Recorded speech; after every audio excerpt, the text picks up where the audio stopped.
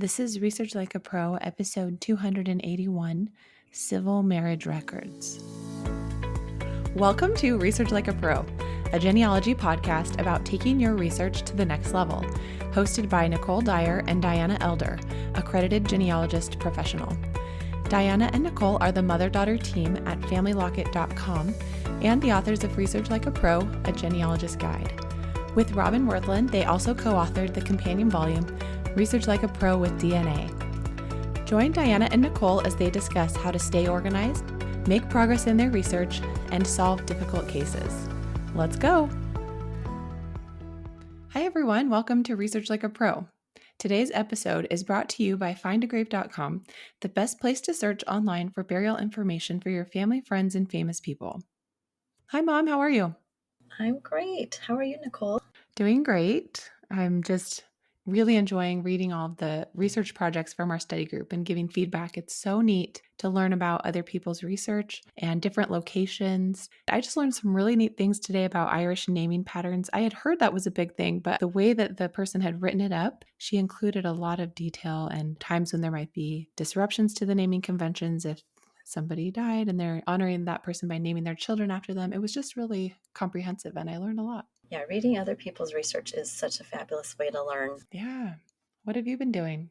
Well, I finished up my Klein project and wrote the report, and that was such a good experience. Made a couple of new discoveries and hypotheses, but then my next phase is adding DNA. So I decided I would see if I could find that mitochondrial DNA test taker who would be a descendant of Mahala Klein, and I'm hypothesizing Mahala and Clemsy are sisters, and I've got my cousin who's the appropriate person to test for mitochondrial for Clemsy's line. So what I ended up doing was looking at this family, Mahala and Thomas Shockley, on Family Search, and did a descendancy tree view of 4 generations, and then just looked for daughters going out, and came across a family who had a lot of daughters, and any one of them would be a good candidate for testing, and then found the obituary of one of them and kind of put together this little family. So I have a good candidate, which is exciting. Now I just need to reach out and see if she would be interested in taking a test. So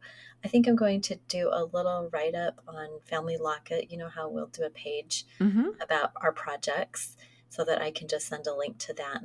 And there are a couple other people I might reach out to as well and say, here are the reports. Here's what I'm trying to do. Would you be interested in being part of the study? Anyway, I have a good path forward for that.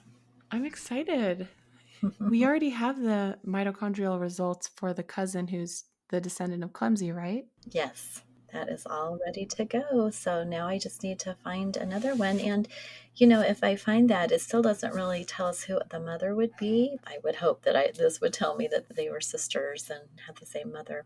And it might not. They might not have the same mother. I mean, we don't know. So Right. I guess if it's not a match, that would be helpful because then you could rule that out. Or you could look for a non-parental event in the line. And if it is a match, then it supports the hypothesis, but you still have to have a body of evidence, right? Because it could be that their actual common ancestor is 1,000 years back and not that close. exactly. That's exactly right.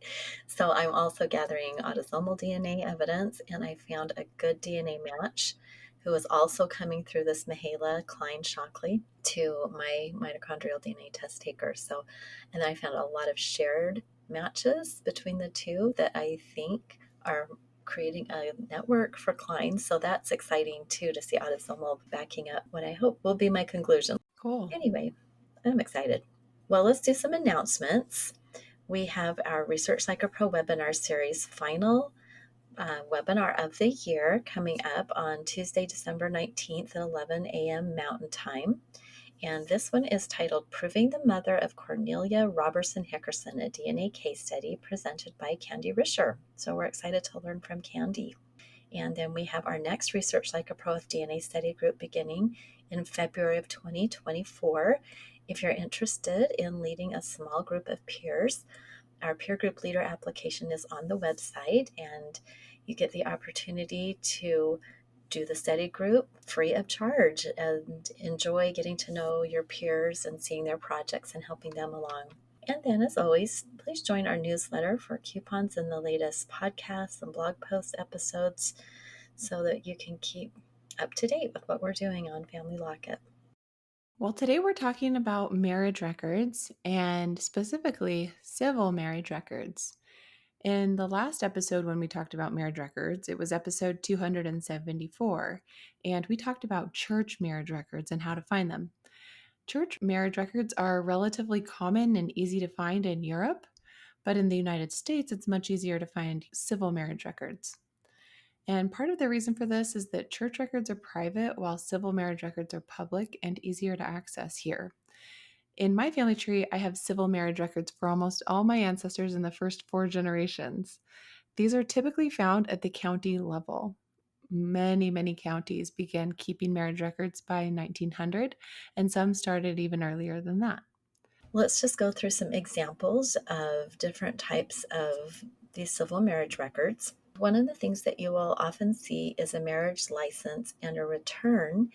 And there's an example from Utah County, and they recorded these in a county marriage record book.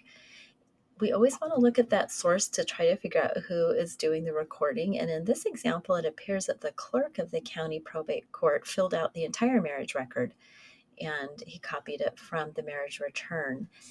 So we want to always look at the handwriting, and that can help us a lot. And in this case, the handwriting is consistent throughout the whole record. But in contrast, a marriage record from Lubbock County, Texas, shows two different sets of handwriting, and that indicated that the return was likely filled out by the person who performed the marriage. And often the county marriage record book is all that remains of the original records created at the marriage. Because these types of marriage records were held in the county courthouse over the years, they have been well preserved and are available for genealogists to research. Family Search has microfilmed and digitized most of the U.S. county courthouse records and made them available in the Family Search Library catalog, and many are indexed and included as part of their database. So I always think it's so interesting to think about the original marriage record. And for one of my collateral couples, I contacted the county and they mailed me the actual record that they had, not in the book, but it was the paper copy. And I don't know if the couple never came back to get that. I don't know how the county courthouse had that. But anyway, I have that original copy, which is kind of cool. They're not even my direct line. But it's always interesting to contact the county and see what is out there. For sure. It's interesting to hear about what papers the county has kept and which ones they just decided we don't need these papers. We have it recorded in the register. And then to also think about the fact that sometimes, like, the priest or whoever was doing the marriage would give them like a church certificate for their records and things like that. So there's just a lot of different papers and different types of records. In this blog post, I had written that most of the US county courthouse records have been digitized, but as I have been learning about some other jurisdictions in the last few weeks, I realized that most of the ones that I use have been digitized in the South, but a lot of the counties in the West, I think, have less things on Family Search digitized. I don't know if this is something you've noticed too, but I've just noticed that in the South, in the older states, in the older counties, where they do have a lot of historical records and things like that, those ones are more likely to be digitized. That's interesting. I certainly have noticed that different counties, even in the South. I've gone to counties before and been disappointed to see very few records that have been digitized, which could just be because when Family Search went into that area, perhaps the person at the courthouse didn't make everything available. We're really just reliant on who will let you digitize the records. Yeah, one of my friends was saying she had to do a lot of courthouse research in one county in Illinois and also in Idaho because I can't remember which one of those counties, but one of them had said they didn't like the way Family Search was going to digitize them, so they were going to do them themselves. Hmm. And then they never did. Yeah, exactly. Well, I know Family Search is always looking for those types of collections to digitize. So if anyone listening has a county that has not been digitized or has a lot more records, let us know. We can give you the contact person at Family Search to get that done because they do want to have a comprehensive collection as much as possible. And it's impossible for them to know every single little area throughout the world that has records. So they need our help. Right. Yeah, I know they have a team dedicated to working on that, and it's really cool how much progress they've made in getting all those things digitized. Right. Well, our sponsor today is findagrave.com. Find a Grave is the ultimate online destination to cover burial information and cemetery details for family, friends, and famous people. Finding the graves of your ancestors has never been easier. You can create virtual memorials, add photos of headstones, and honor your loved ones with virtual flowers. Find a Grave's user friendly search features allow you to explore by name, location, cemetery, date, and more. Their dedicated community of members continually adds new information, so it's worth searching again if you haven't found what you were looking for. Want to be part of the Find a Grave community? Download the free app, visit your local cemetery, and contribute missing grave information. It's a rewarding way to spend time outdoors while helping others find the burial locations of their loved ones. So, next, we're going to talk about making citations for records in bound marriage books. And this is a very common type of marriage record to be found in a county courthouse. Often, the county courthouses will have books called marriages, volume one, two, three, and those volumes will have the record of the marriage returns or the marriage licenses, the registrations, and that kind of thing. In Evidence Explained, you can go to section 9.4, which begins on page 434 of the third edition. And there are several examples there for marriage licenses and registrations in a bound volume.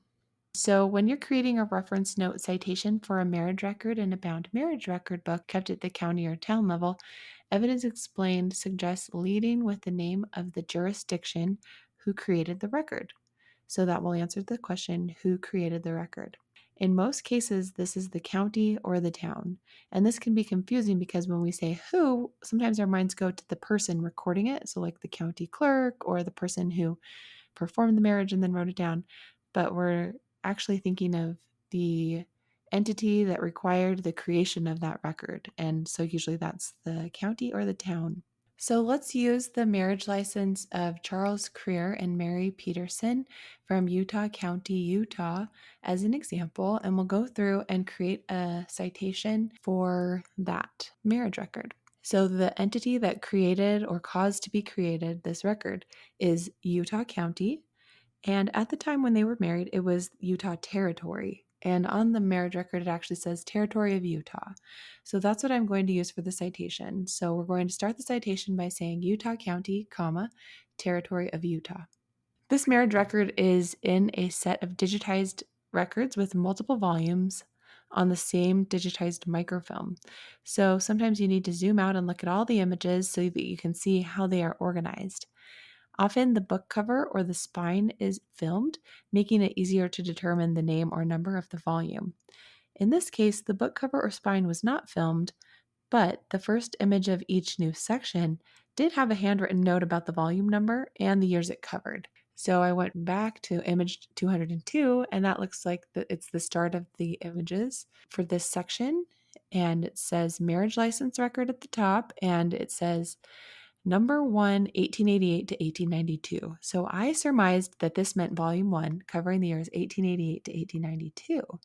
Then I went forward in time on image 522, and that appears to mark the start of volume 2 of the marriage license record and includes the years 1892 to 97. Then the beginning of the loose papers with an index by the groom's surname stated it was for book number 2. So I think I was right with my assumptions there. So, with that information in hand, I decided to create my citation using the numbered volumes format. And as it shows in Evidence Explained 9.4, the way that you do that is by putting the number of the marriage license record volume, a colon, and then the page number. So, to add to our citation that starts out Utah County, Territory of Utah, we then have a description of what it is, and it's marriage license record 1, colon 408.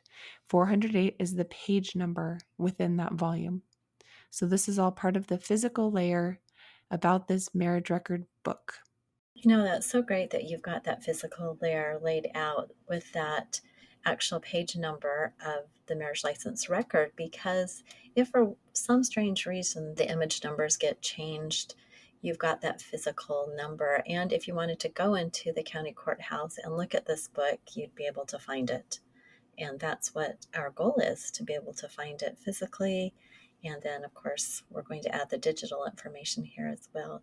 But I think that's one of the things we sometimes get a little confused on is how to find that physical information, how to find that volume number, and then getting the page number recorded. Just depends on the digitization, how that's organized, or the microfilming in this case, I guess. So good job. Yeah, it makes it so easy viewing the digitized microfilm to zoom out and see how it's organized and see the front matter for each section of images. So, next we need to find the names of the bride and the groom and their date of marriage and put that in our citation. So, if the names of the bride and the groom are not common enough to have other people of that surname married that year, you can simply include their surnames like Creer Peterson. But I usually just like to include the full name since I didn't want to look through all of the marriage records and see how common their names are. So, Evidence Explained suggests also using the marriage date in the citation if the year of the marriage register is not included in the name of the series. So, given those two options, I opted to use the year of the marriage. It just seems like a good thing to include. So, the next part of our citation will be Charles C. Creer and Mary M. Peterson, comma, 23 March 1892. And that is the end of our physical layer. So we end that with a semicolon. And that indicates that the next section is a different layer of viewing that record, and it's going to be our digital layer. So, the first thing to do in the digital layer is to identify the format, which is an image online, and the website where it was found, which is Family Search. In the Evidence Explained style, we always italicize the titles of publications like books, journals, newspapers, and websites. And following the title of the website, we put the URL of the website in parentheses. So you can choose to include just the main URL of the site, like familysearch.org, or the full URL that includes the exact way to get to that image. And I like to include the full URL since Family Search uses archival URLs indicated by the ARK, and that just makes it so much easier to get back to the record for anyone reading my report. An archival URL usually means that the URL will not change over time. So it's a great URL. I like to remove everything after the question mark so that it's shorter. Then the next thing is a space, a colon, a space, and then the access date. Sometimes I'll include the image number of the digitized microfilm. This is usually just helpful for myself when I'm browsing through different images in the set to learn how it's arranged to remember, oh, which image do I need to go back to? So I will usually include that in my notes. So the digital layer of our citation says image online, comma, family search, which is italicized, parentheses, and then the full URL, space, colon, space, accessed 6 July 2023, end parentheses, comma, image 422 of 808. The final layer is separated by another semicolon, and it's the source of the source information. If you want to learn more about layered citations, including the source of the source information, you can go read about it in Evidence Explained 2.33. Basically, this is the information the website provides about where they got the images. Sometimes that's the Family History Library film number, and sometimes it's the county office and location. The digitized images include a paper at the front of each section from the Office of the Utah County Clerk certifying that they allowed the digitization of the images. And the letterhead included the place as Provo, Utah. So I used that in my source of the source line. So the last part of the citation reads, citing the Office of the Utah County Clerk, Provo, Utah. All right. So civil marriage records can also lead to church marriage records, which is wonderful. Civil marriage records usually will state who performed the marriage, and this little detail can help you locate the church marriage record, which may contain more information than the civil record. They might have both sets of parents. You just never know until you check. So the marriage record we've been talking about for our ancestors, Charles Cannon Creer and Mary Margaret Peterson, was a civil marriage record, but it notes that they were married by an elder of the Church of Jesus Christ of Latter-day Saints in Manti, San Pete County, Utah in 1892. And if you know the history of the area, you will know that they were almost certainly married in the Manti Temple, which had opened in 1888. So these little details on the marriage certificate can lead you to research in temple marriage records for the Manti Temple. And these records are not online, but you can go to the Family Search Library and view the microfilms if the individuals are not living. Temple records for living individuals are restricted, but can be accessed in the Family Search Special Collections by members. And you would just look at the Family Search Wiki under Temple Records to learn more about that. So this is a restriction by the Church of Jesus Christ of Latter-day Saints, and other churches have similar restrictions on their marriage records. For example, you can look in the Family Search Wiki about Roman Catholic church records in the United States, and you just have to track those down and figure out how you can access them, and that's part of our job as genealogists. So let's look at another example. In the marriage record for my grandparents, Eddie Bell Harris and Charles Leslie Schultz, the person who performed their marriage wasn't identified by his title, only his name, W.E. Johnson. And this was a very simple record. There were no details about where they were married, whether it was a county, a place, a church, or a home. But one of the things we can do is research the person who performed the marriage. And so looking before and after that marriage record, we can see if the same person comes up. And many other officials were listed by Reverend or Minister of the Gospel, and W.E. Johnson never was listed by anything other than his name. So perhaps he was a justice of the peace. And searching for him in the 1920 and 1930 censuses, found a William E. Johnson, but with the occupation of auctioneer. So looking at newspapers.com, found an article titled W.E. Johnson Thanks Voters for Their Support. And although the article doesn't explicitly state the public office W.E. Johnson was elected to, it seems certain that he wasn't a minister of the gospel, and it's much more likely that he was a justice of the peace. And then there's another article from March 1922 titled Colonel W.E. Johnson Enters Race for Justice of the Peace, which confirms that hypothesis. And the article also stated he was an auctioneer and was running in Precinct 1. So how fun to do the research on the person who performed the marriage and just learn a little bit more. Yeah, that was really a fun thing to do. I hadn't really done that before, but it was interesting to kind of put together his identity, the fact that he was an auctioneer, and the fact that he lived in Precinct 1, which makes me think that that's probably where Eddie Bell and Leslie lived. Right. That's just such a great example of fan club research and learning a little bit more, putting a little bit more context. So some civil marriage records can lead to church marriage records, and others will just show that the couple was married by a justice of the peace. And often you'll see a JP before or after the name, and so that gives you the clue right there. Or sometimes you have to go and do research, as Nicole did in the newspapers. And if you do see that they were married at the courthouse or by a justice of the peace, there's going to be no church marriage record because they weren't married at the church. Yeah. Well, let's talk about a marriage license application and an attached license and certificate. So sometimes you'll find different formats of marriage records like this one. My paternal great grandparents were from Preston, Idaho, but were married in Salt Lake City, Utah. They applied for a license to marry in Salt Lake County, and their marriage is recorded there. This is the opposite of the situation mentioned before with Charles Creer and Mary Peterson, where they applied for a license in their home county and got married outside the county. So in this case, Austin Earl Hollingsworth and Blanche Merrill were from Preston, Idaho, went to Salt Lake County, got the license there, and it's recorded there. This marriage record is unique because it includes the application for the license to marry. The application includes much more information than the actual license and return. It's wonderful. It includes the bride and groom's birth date and place, their occupations, their parents' names, and their parents' birthplaces and nationalities. So this is a really neat one. That's really fun to look at and see all the different questions. That's kind of the thing you're always searching for when looking for marriage records, right? All that good information that so often we don't get in other records. So good job tracking that down. Well, another example is a marriage intention in a town register.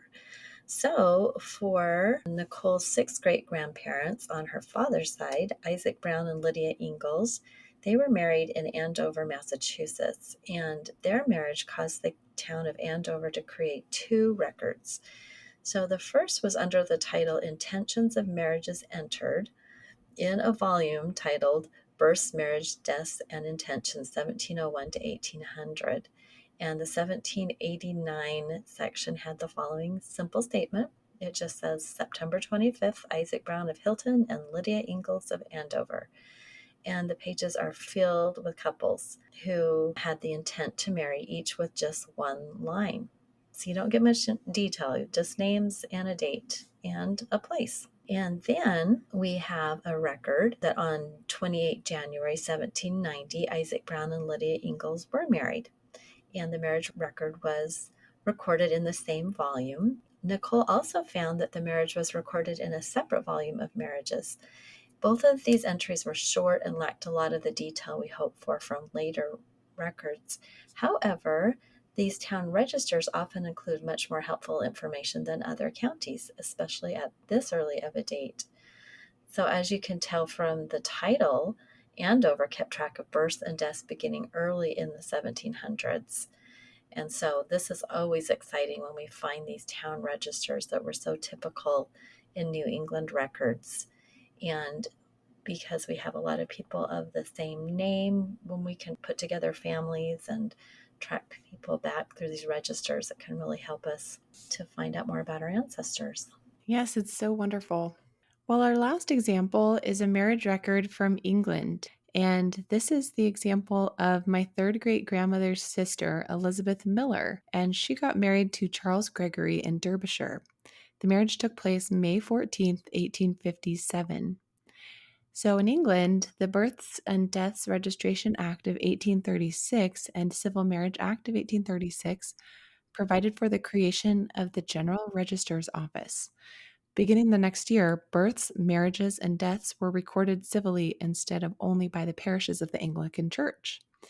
The Marriage Act allowed couples to marry outside of the Anglican Church, then have their marriage recorded with the General Register's Office. Prior to this time, only those married according to the rites of the Anglican Church, Quakers, and Jews were allowed to be married legally. This caused some marriages to go unrecorded, clandestine marriages to be performed, and nonconformist church records weren't accepted in court as legal documents to prove lines of descent for property rights. With the creation of the civil registration in 1836, much more consistency was achieved with the recording of births, marriages, and deaths in England and Wales. One of the special characteristics of these marriage records is that they include the bride and groom's father's names. This can be enormously helpful in determining if you have the correct person and tracing their line further back in time. One of the challenges of these marriage records is determining which registration district to look in. The registration districts were not the same as Anglican parishes. In this marriage record, Elizabeth Miller was married in the parish church at Tideswell in Derbyshire County, England. Tideswell was part of the Bakewell Union Registration District. A great resource to help with determining the civil registration district for a particular parish is the Family Search Map website available at familysearch.org/MAPP. This interactive map is titled England Jurisdictions 1851. It's so helpful. If you type in a place in England, it will help you determine the jurisdictions for that location. And this is how I always use the map to help me figure out the jurisdictions for a parish. Once you have an idea of which civil registration district the couple may have been married in, you can search the birth, marriage, and death indexes at freebmd.org.uk. All right, well, I hope these marriage record examples were helpful to you. And if you haven't found all the marriage records for your first 4 generations, that might be a fun afternoon project for you.